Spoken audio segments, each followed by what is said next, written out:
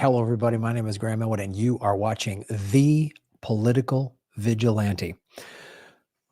So we've talked on this show before on the funding for local police departments. I always cite Los Angeles as a great example. It gets roughly 54% of the entire city of Los Angeles's operating budget, somewhere in the neighborhood of $3 billion. That city has a total operating budget of something like 5.3 or $5.4 billion.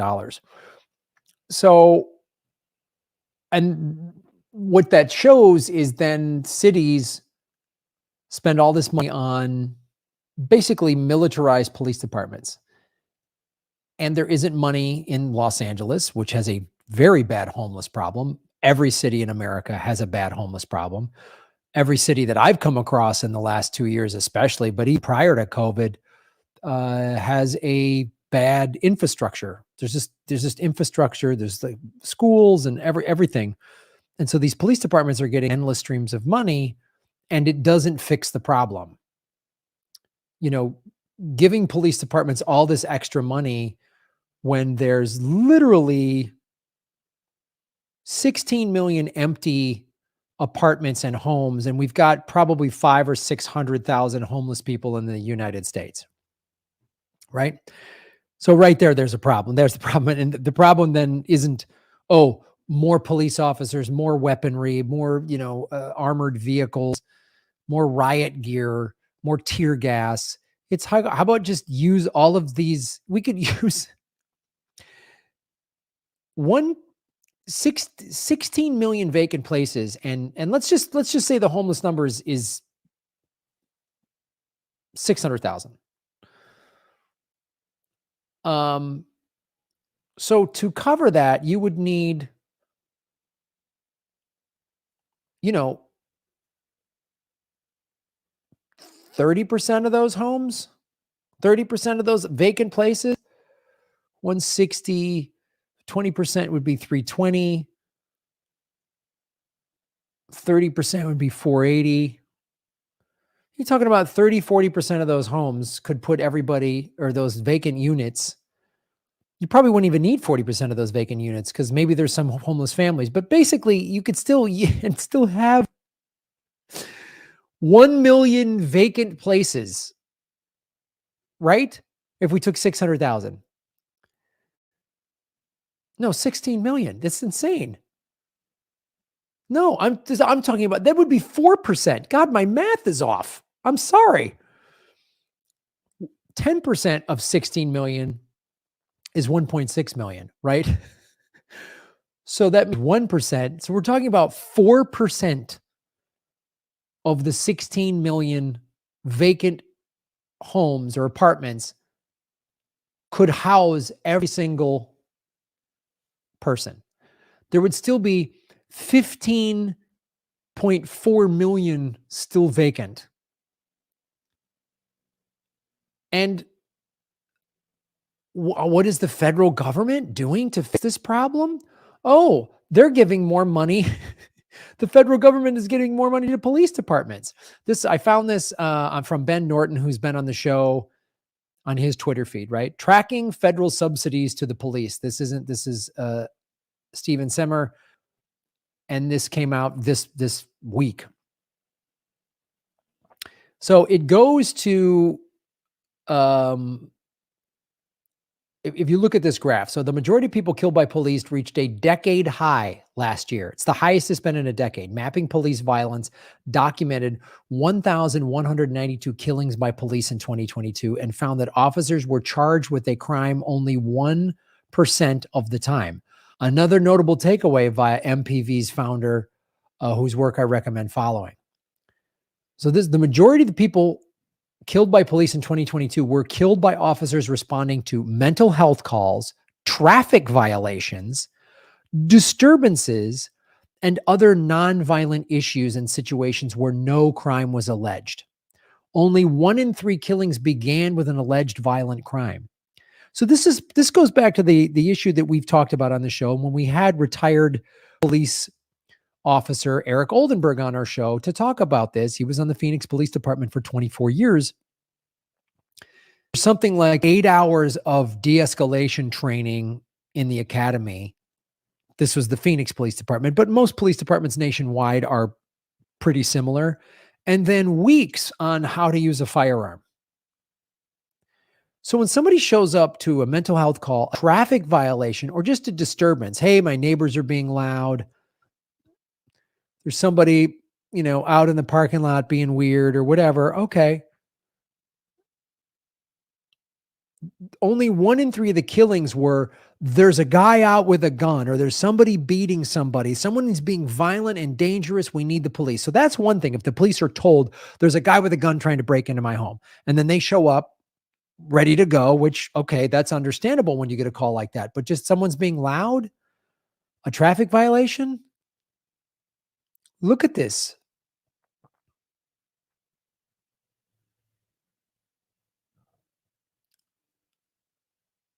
Only 1 in 3 began as an alleged crime. You can find MPV's violent report 2022 here if you're interested in seeing the research that went into it and one seriously impressive spreadsheet. You can download that data at their homepage. So we'll go into that in a second. As police killings reached a 10-year high in 2022, federal subsidies to police did too. Weird. So let's look at this. Federal subsidies to police are at a 10-year high. From Biden. Shocking that the guy that wrote the 94 crime bill would be giving more money for cops. It's shocking that his vice president, Kamala Harris, who, as attorney general of the state of California, put thousands of black people behind bars. And she kept saying, I'm a cop, I'm a cop, I'm a cop. So if you look at this, the dark blue is the DOJ police grants. And the light blue is the DHS police grants, both federal. Look at this. Look at this. 2014 on the left, 2.2 billion. I mean, it's been so since 2020,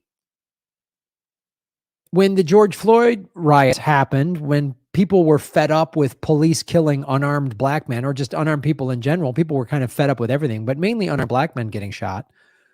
People took to the streets and were pissed off. Oh, so what happened? Spend more money on cops.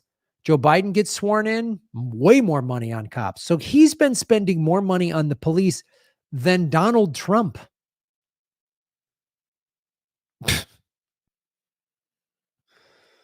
Unreal.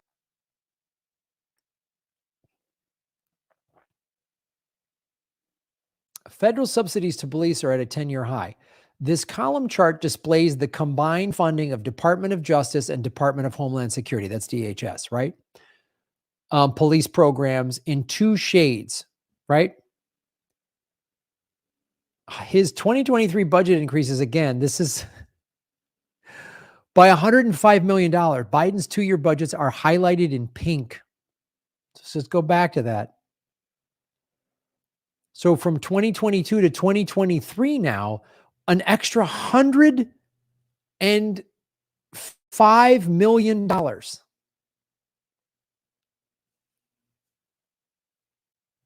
Can't get student loan forgiveness. We can't get student loan forgiveness.